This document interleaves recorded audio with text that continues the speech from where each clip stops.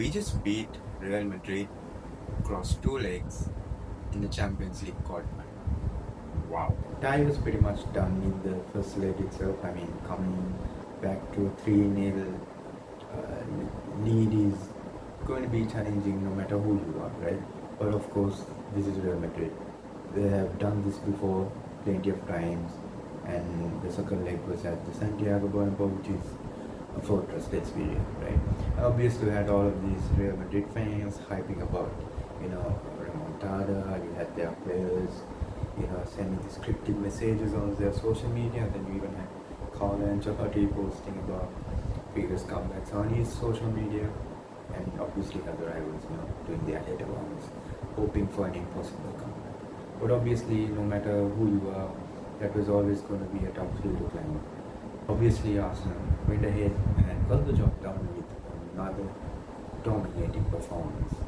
2-1 at the Bernabeu. Not only did we just win the entire title move on, we actually won both games in the second one away. And obviously, Saka scoring the decisive goal, the first goal actually. Pretty much after he scored that goal, that was this. Then and there it was down. You could tell from the Madrid fans like they had just given up. Obviously, he missed the penalty early on. Lots of comments online about the way he took the penalty. He tried a Panenka, I think. And should you really be trying that on this stage? Did his hype get to him? I think a lot of people are saying that maybe he's starting to play his own hype. I don't know, man, but whatever. He just came back and he shot everyone. That was the only remontada I saw throughout that whole game. What a finish, by the way. He obviously failed to score the penalty by trying to chip third one. Then I went ahead and scored the first goal by chipping third goal. And that celebration too, asking the fans to shush, that was so unreal. Throwback to the previous time. Arsenal scored at the Bernabeu. Great finish, great game. Had Alaba on strings, had him booked in the first 3 minutes. Sensational performance. Second goal, Martinelli, I think came in stoppage time in the extra time. Game was already done, but that just put the cherry on the cake, because that means that we won the game at the Bernabeu. We won both games. Great finish, and what a pass by Merino, by the way. Mikel Merino has been exceptional in both legs.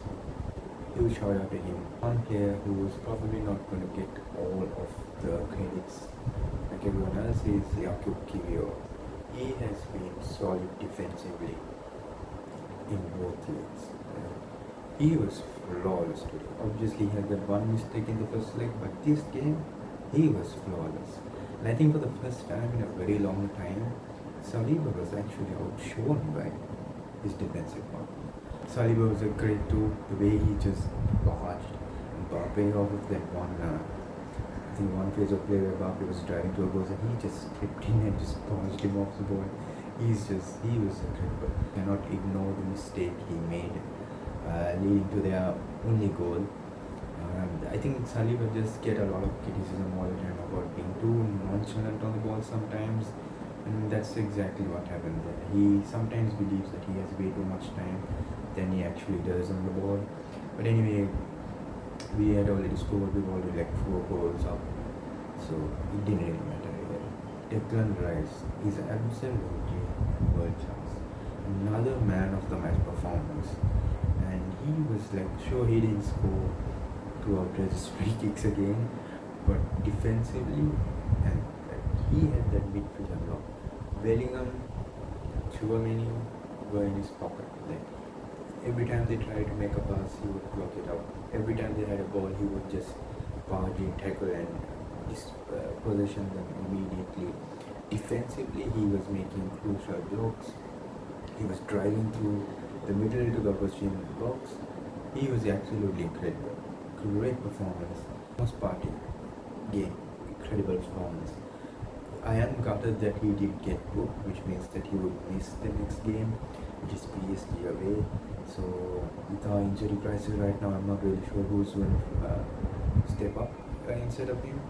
So I don't think it's Jorginho. I think Jorginho is still injured, so I'm not really sure. Probably Merino would go back into midfield and probably play Maybe Trossard up front, I don't know, but Thomas Partey was again incredible. Let's talk about one more player who was just exceptional today. Miles Lewis Skelly. Oh my god, what a player. 18 years old in a Champions League quarterfinal at the Santiago Bernabeu. He just did not give a damn. You could tell this guy is just fierce. He has absolutely no fear in him. The way he was just so physical, he had Rodrigo in his pocket. Every time somebody tried to get the ball off of him, he would just push them away and just drive forward, man. What a player we have got on our hands. I can't believe this is what? He's played less than 20 games, right, Marcel? This is his first season. Wow. Incredible. Another player, I think, who deserves a huge shout out is Mr. Consistent, Julian Timber. This guy is, for me, in my opinion, he is our player of the season. Every game, he is just so consistent. He had that right hand side of the lock. Vinicius Jr. could not get past of him. And he is the most completely right back or full back. He has the physicality, he has the power, the speed, the technicality. He is just so good. I hope he stays injury free throughout this entire Champions League campaign. He is huge. He is vital for us if we are going to win this campaign. One more player I think we need to talk about. We cannot move on without talking about him, and that is our Capitan, El Capitan, Martin Odegaard. He hasn't really been great across both legs, let's be honest.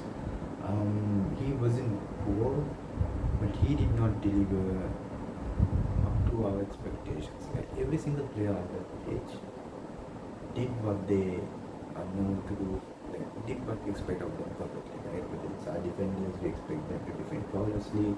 Some midfield, we expect them to keep the midfield together. They all did that perfectly. But from Martin Odegaard, you expect a player of his caliber to play that vital pass, that vital through ball, to grab the ball and just control the game. And that's something we did not see from him across both legs. And there are a lot of talks about people calling to maybe drop him, but then again, who would you play instead, right? But if we are to progress throughout this campaign and win the whole thing, Martin Odegaard has to step up this game. Because let's be real, right? We have the best defense, arguably the best defense, but attack is probably one of the weakest, right? And you're not always going to have sensational first leg like we did against Madrid, right? PSG is a whole different game.